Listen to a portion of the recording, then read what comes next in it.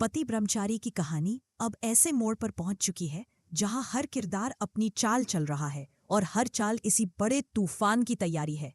एक तरफ साजिशें हैं, दूसरी तरफ मजबूरियां और बीच में फंसा है सूरज, जो अब सिर्फ एक इंसान नहीं बल्कि कई लोगों के प्लान का मोहरा बन चुका है।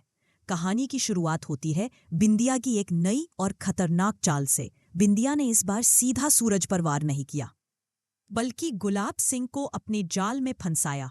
मीठी बातों, झूठे भरोसों और चालाकी से उसने गुलाब सिंह को यह यकीन दिला दिया कि सूरज को मजबूर करना ही सही रास्ता है। और फिर वही हुआ जिसका डर था। सूरज से जबरदस्ती एक ऐसा एग्रीमेंट साइन करवा लिया गया जिसमें उसे बिंदिया का बॉडीगार्ड बनना पड़ा। सूरज जानता था कि वह फंस चुका है, कागज पर साइन हो चुके थे और अब हर कदम उसे और गहरे दलदल में ले जा रहा था। उधर बिंदिया और गुलाब सिंह अब हनीमून की तैयारी में जुट चुके थे। जगह तय हो गई थी, स्विट्जरलैंड। खूबसूरत वादियां, बर्फ से ढकी पहाड़ियां और उसी सफर में सूरज बॉडीगार्ड बनकर। लेकिन इस ट्रिप के पीछे बिंदिया का मकसद सिर्फ घूमना नहीं था। उसकी सोच कहीं ज्यादा जहरीली थी। उसका इरादा था कि स्विट्जरलैंड पहुंचते ही वह गुलाब सिंह को किसी तरह बेहोश कर दे और फिर सूरज के साथ उसका ब्रह्मचर्य तुड़वा दे। यानी यह सिर्फ एक ट्रिप नहीं, सूरज की जिंदगी का सबसे बड़ा इम्तिहान था। लेकिन दूसरी तरफ ईशा भी चुप बैठने वालों में से नहीं थी। उसे जैसे ही इस प्लान का अंदाजा हुआ, उसने सूरज पर साफ दबाव बना दिया। तुम किसी भी हाल में इस हनीमून पर नहीं जाओगे। ईशा की आंखों में डर भी था और गुस्सा भी। न स्विट्जरलैंड, न बिंदिया और न ही वो बॉडीगार्ड वाला ड्रामा। सूरज अब 3 तरफ से घिर चुका था। एक तरफ एग्रीमेंट, दूसरी तरफ बिंदिया और गुलाब सिंह का दबाव और तीसरी तरफ ईशा की टूटी हुई उम्मीदें। यही से सूरज कुछ ऐसा सोचता है जिसकी किसी ने कल्पना भी नहीं की थी। वह फैसला करता है कि अगर रास्ता रोकना है तो खुद को ही रास्ते से हटा देना होगा। और तभी उसके दिमाग में आता है एक खतरनाक प्लान, नकली एक्सीडेंट। उधर ईशा भी अपनी तरफ से तैयारी में जुट जाती है।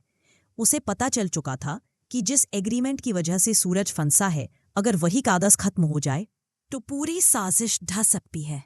ईशा मन ही मन ठान लेती है कि वह उस डॉक्यूमेंट को चुराकर नष्ट कर देगी। लेकिन बिंदिया कोई साधारण खिलाड़ी नहीं थी। उसने पहले ही उस एग्रीमेंट को ऐसी जगह छुपा दिया था जहां कोई सोच भी नहीं सकता। यानी ईशा के लिए यह लड़ाई आसान नहीं थी। अब यह सिर्फ साजिश नहीं, बिंदिया और ईशा के बीच खुला चैलेंज बन चुका था। बिंदिया साफ शब्दों में कह देती है, मैं तुम्हारे पति का ब्रह्मचर्य खुद तोड़ूंगी। और ईशा उतनी ही मजबूती से जवाब देती है, मैं तुम्हें मेरे सूरज को मुझसे छीनने नहीं दूंगी, चाहे तुम कुछ भी कर लो। इसी टकराव के बीच अगली सुबह पूरा माहौल बदल जाता है। खबर फैलती है, सूरज का भयानक एक्सीडेंट हो गया है। कहानी अब सीधे पहुंचती है हॉस्पिटल के एक वार्ड में। सूरज बेड पर लेटा है, पूरा शरीर पट्टियों से बंधा हुआ। हाथ, पैर, गर्दन, हर जगह सफेद पट्टियां। सिर्फ उसकी आंखें खुली हुई हैं।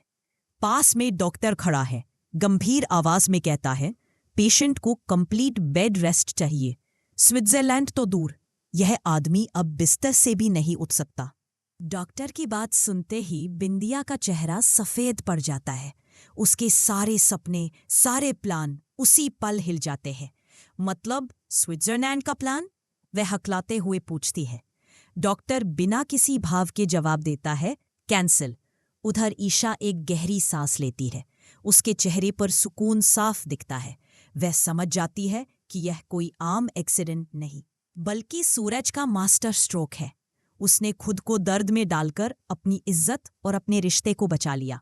मोहल्ला बच जाता है। स्विट्जरलैंड का प्लान रुक जाता है। लेकिन बिंदिया का घमंड नहीं टूटता। वह मन ही मन सोचती है, सूरज, तुम मुझे इस तरह नहीं हरा सकते। यह तो बस शुरुआत है। अब सवाल यही है, क्या सूरज का यह नकली एक्सीडेंट बिंदिया को हमेशा के लिए रोक पाएगा? क्या ईशा उस एग्रीमेंट को ढूंढकर साजिश खत्म कर पाएगी? या फिर बिंदिया अगली बार इससे भी ज्यादा खतरनाक चाल चलेगी? आने वाला एपिसोड और भी ज्यादा धमाकेदार होने वाला है। वीडियो को लाइक करें और हमारे चैनल टेली सोच को सब्सक्राइब करना बिल्कुल मत भूलिए।